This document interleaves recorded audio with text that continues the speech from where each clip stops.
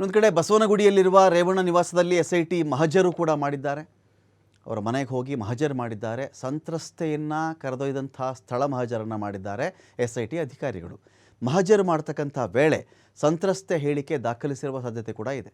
ಮಹಜರು ಮಾಡಬೇಕಾದ್ರೇ ಏನಾಯ್ತಮ್ಮ ನೀನು ಹೇಳು ಮಾತಾಡು ಅಂತ ಹೇಳಿ ಆ ಮಹಿಳೆಯ ಹೇಳಿಕೆಯನ್ನು ಕೂಡ ರೆಕಾರ್ಡ್ ಮಾಡಿರಬಹುದು, ದಾಖಲಿಸಿರಬಹುದು ಅಂತ. SIT ಸಂತ್ರಸ್ತೆಗೆ ಹೇಳಿರುವುದೇನು ಅಂತ ಪ್ರಶ್ನೆ ಬಂದಾಗ ರೇವಣ್ಣ ಮತ್ತು ಪ್ರಜ್ವಲ್ ವಿರುದ್ಧ ಹೊಳೆನರಸೀಪುರ ಸಂತ್ರಸ್ತೆ ಆರೋಪಗಳ ಸುರಿಮಳೆ ಸುರಿಸಿದ್ದಾರೆ. ರೇವಣ್ಣನ ಮೇಲೂ ಪ್ರಜ್ವಲ್ ರೇವಣ್ಣ ಮೇಲೂ ಕೂಡ ಇದೇ ಸಂತ್ರಸ್ತೆ ಸಾಕಷ್ಟು ಆರೋಪಗಳನ್ನು ಮಾಡಿದ್ದಾರೆ. ರೇವಣ್ಣ ಪದೇ ಪದೇ ಕೊಠಡಿಗೆ ಹೋಗು, ರೂಮ್ಗೆ ಹೋಗು ಅಂತ ಒತ್ತಾಯಿಸ್ತಾ ಇದ್ದರು.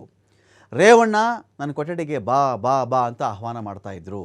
ಮನೆಯ ಸ್ಟೋರ್ ರೂಮ್ನಲ್ಲಿ ಕೈ ಹಿಡ್ಕೊಂಡು ಎಳೆದಾಡ್ತಾ ಇದ್ದರು. ಮನೆ ಸ್ಟೋರ್ ರೂಮ್ ಇದೆಯಲ್ಲ, ಅಲ್ಲಿ ಬಂದು ನಾವೆಲ್ಲ ಕೆಲಸ ಮಾಡ್ತಾಯಿದ್ವಿ. ಆಗ ಅಲ್ಲಿ ಬಂದು ಕೈ ಹಿಡಿದು ಎಳೆದಾಡ್ತಾ ಇದ್ದರು. ರೇವಣ್ಣ ಹಣ್ಣು ಕೊಡೋ ನೆಪದಲ್ಲಿ ಮೈ ಕೈ ಮುಟ್ತಾ ಇದ್ದರು. ಪದೇ ಪದೇ ನನ್ನ ಮೇಲೆ ಲೈಂಗಿಕ ದೌರ್ಜನ್ಯವನ್ನು ಎಸಗುತ್ತಾ ಇದ್ದರು. ಪ್ರಜ್ವಲ್ ಹಿಂದಿನಿಂದ ಬಂದು ಮೈ ಮುಟ್ತಾ ಇದ್ದರು. ಇದೇ ರೀತಿ ಹಲವು ಬಾರಿ ಲೈಂಗಿಕ ದೌರ್ಜನ್ಯ ನಡೆಸಿದ್ದಾರೆ ಅಂಥೇಳಿ ದೂರು ಕೊಟ್ಟಿದ್ದಾರೆ.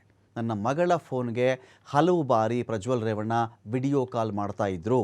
ಅಸಭ್ಯವಾಗಿ ಸಂಭಾಷಣೆ ಮಾಡೋ ಮೂಲಕ ಪ್ರಚೋದನೆ ಮಾಡೋದಕ್ಕೆ ಯತ್ನಿಸ್ತಾ ಇದ್ದರು. ದೂರಿನ ಅನ್ವಯ ರೇವಣ್ಣ ಪ್ರಜ್ವಲ್ ವಿರುದ್ಧವಾಗಿ ಲೈಂಗಿಕ ಕಿರುಕುಳ ಸೆಕ್ಷನ್ ಅಡಿಯಲ್ಲಿ ಕೇಸ್ ದಾಖಲಾಗಿದೆ. ಹೊಳೆನರಸೀಪುರ ಠಾಣೆಯಲ್ಲಿ ದಾಖಲಾದಂಥ ಕೇಸ್ನ ಅನ್ವಯ ಇವತ್ತು ಮಹಜರು ನಡೆದಿದೆ. ರೇವಣ್ಣ ಅವರ ಬಸವನಗುಡಿ ನಿವಾಸಕ್ಕೆ ಸಂತ್ರಸ್ತೆಯನ್ನು ಕರ್ಕೊಂಡು ಬಂದು ಮಹಜರು ಮಾಡಲಾಗಿದೆ.